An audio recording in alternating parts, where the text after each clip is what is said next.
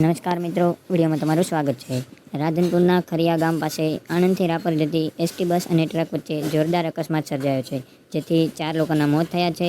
બસના ડ્રાઈવર અને કંડક્ટર તેમજ ટ્રકના ડ્રાઈવર અને ક્લીનરે જીવ ગુમાવ્યો છે, જ્યારે બસમાં સવાર 6 મુસાફરોને ઈજા પહોંચી છે, જેથી ઈજાગ્રસ્તોને રાધનપુર હોસ્પિટલમાં ખસેડવામાં આવ્યા છે। મધરાતે બનેલી ઘટનાની હાઈવે મોતની ચીચિયારીઓથી ગુંજી ગયો હતો।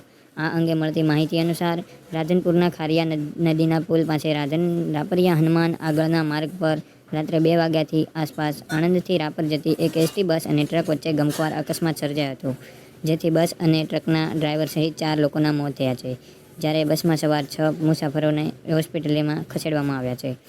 એસટી બસ અને ટ્રક વચ્ચેની ટક્કર ભયંકર હતી। બસ અને ટ્રક આગળનો ભાગ કૂચરી બોર્યો છે, તેમજ બંને વાહનોને અલગ કરવા માટે ક્રેનની મદદ લેવામાં આવી હતી। અકસ્માત બનવાની જાણ પોલીસે એસટીને થતાં ઘટના સ્થળે દોડી આવી હતી। આજના વિડીયોમાં એટલું। આજના વિડીયો માટે એટલું। મળીએ હવે નવા વિડીયોમાં। ચેનલને સબસ્ક્રાઈબ કરો।